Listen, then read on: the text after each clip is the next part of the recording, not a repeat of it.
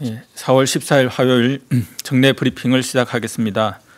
오늘 0시 기준 코로나19로 치료받고 있는 환자는 2,808명이며 7,534명이 완치되어 격리 해제되었고 222명이 사망하였습니다. 어제 신규 확진자는 27명이며 격리 해제는 87명입니다.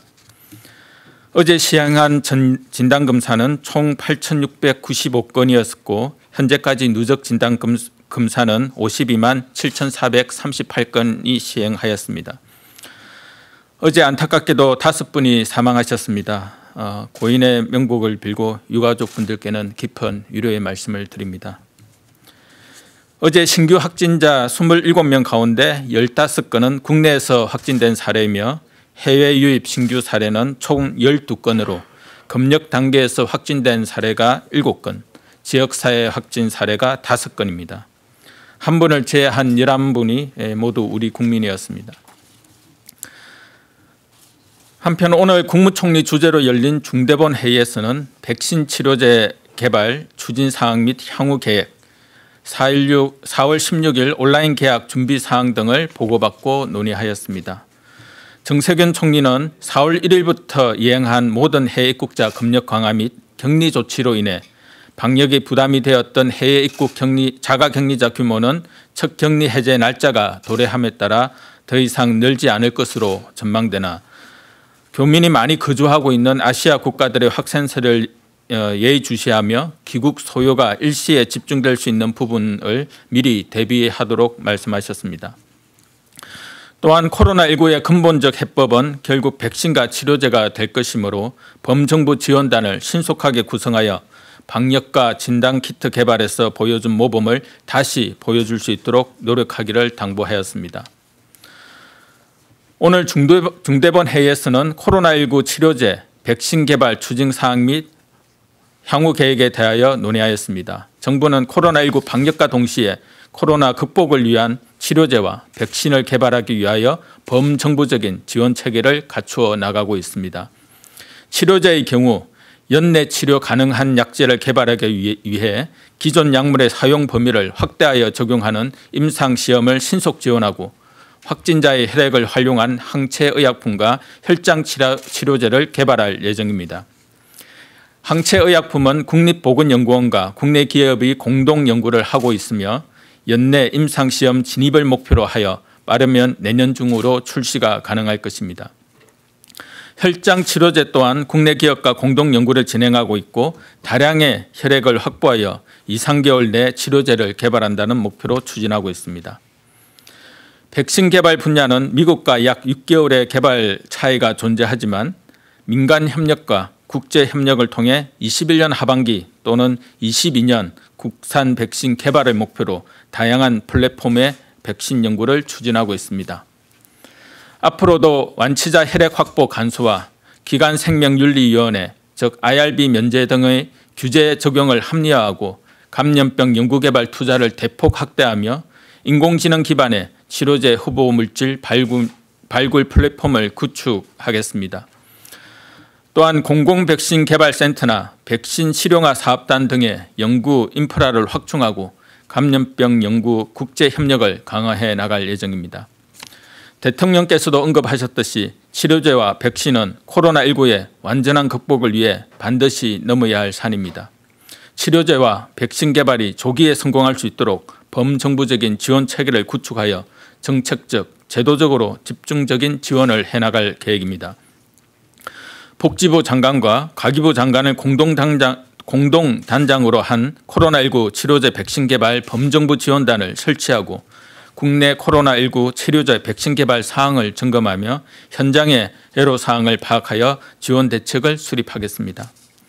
범정부 지원단을 뒷받침할 관련 부처와 산업계, 학계, 연구소, 병원 등의 전문가로 실무 추진단을 신속히 구성하여 이번 주 중으로 범정부 지원체계 운영을 시작하겠습니다. 제2차 스페인 귀국 국민 이송과 검사 결과에 대해 말씀드리겠습니다. 지난 4월 13일 오후 2시에 스페인 재외국민과 가족 총 43명이 민간 특별 연결 항공편을 통해 인천공항에 단체 입국하였습니다. 이 중 도착 후 입국 검역을 통해 총 15명이 유증상자로 분류되어 인천공항의 개방형 선별진료소에서 진단검사를 실시하였고 전원이 음성으로 확인되어 임시생활시설로 이송하였습니다. 증상이 없던 28명도 임시생활시설로 이송하였고 검사를 실시한 결과 전원 음성으로 확인되었습니다. 전원 음성으로 판정됨에 따라 입소일로부터 4일 후 다시 한번 진단검사를 실시할 예정이고 모두 음성일 경우 남은 열흘간은 자가격리로 전환할 계획입니다. 현재 부처 합동으로 구성된 정부 합동지원단이 시설관리와 생활 및 의료 부분의 지원을 실시하고 있으며 의료진이 상주하여 입소자들의 건강 상태와 코로나19 증상을 모니터링하고 있습니다. 최근 신규 확진자 숫자가 계속 줄어들며 증가폭이 완연한 감소세를 보이고 있으나 이러한 감소세가 코로나19 발생 이전으로 돌아가도 된다는 의미는 아닙니다. 신규 확진자 숫자를 두 자릿수 이하로 유지하여 방역 모범 국가로 꼽히던 싱가포르의 경우 최근 집단 감염이 발생하여 신규 확진자가 지난 5일간 연속 세 자릿수로 증가하고 있습니다. 우리의 경우도 해외 유입 사례가 꾸준히 증가하고 경로를 알 수 없는 지역사회 감염과 집단 감염 사례도 산발적으로 발생하고 있으므로 절대 방심해서는 안 되는 상황입니다. 지금이 코로나19를 보다 확실히 줄일 수 있는 가장 중요한 고비입니다. 방역 당국이 통제하고 있는 입국 검역과 격리자 이외에서 발생하고 있는 경로 미상의 코로나19 감염을 없앨 수 있다면 우리 사회는 상당 기간 안정적으로 코로나19를 통제할 수 있습니다. 이를 위한 가장 중요한 방법이 바로 사회적 거리두기입니다. 많은 국민들께서 사회적 거리두기에 피로감을 느끼고 있어 국민들의 참여도가 점점 떨어지는 상황입니다. 특히 내일은 총선으로 인한 휴일이고 날씨가 완연한 봄날이 계속되고 있어 사회적 거리두기의 실천이 더욱 약화되지 않을지 방역당국으로서 걱정이 되는 상황입니다.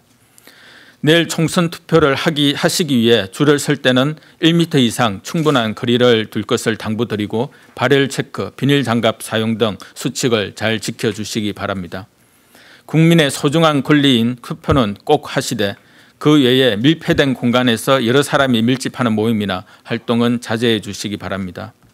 선거날 공휴일을 맞아 가정 내 일상적인 공간에 대해 깨끗하게 청소를 하고 손이 자주 닿는 물건과 장소는 소독제 티슈, 알코올 등을 사용하여 소독하는 노력을 부탁드립니다.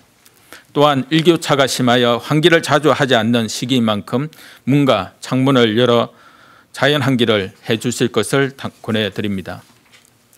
환기를 통해 공기 중 코로나19 바이러스가 들어있는 침방울의 농도를 낮출 수 있고 코로나 바이러스가 묻어있는 물건이나 장소를 소독하면 손을 통해 전염될 가능성이 낮아지게 됩니다. 우리 모두가 매일 2회 이상 환기를 하고 주기적으로 손이 자주 닿는 장소를 소독하는 것만으로도 코로나19가 설 자리를 줄일 수 있습니다. 국민 모두 서로에 대한 신뢰와 사회적 연대의식을 바탕으로 노력하는 것이 더욱 필요한 시점입니다. 지금까지 해오셨듯이 국민들께서 방역당국과 힘을 합쳐 함께 노력해 나간다면 대한민국은 코로나19의 위기를 극복할 수 있을 것입니다. 감사합니다.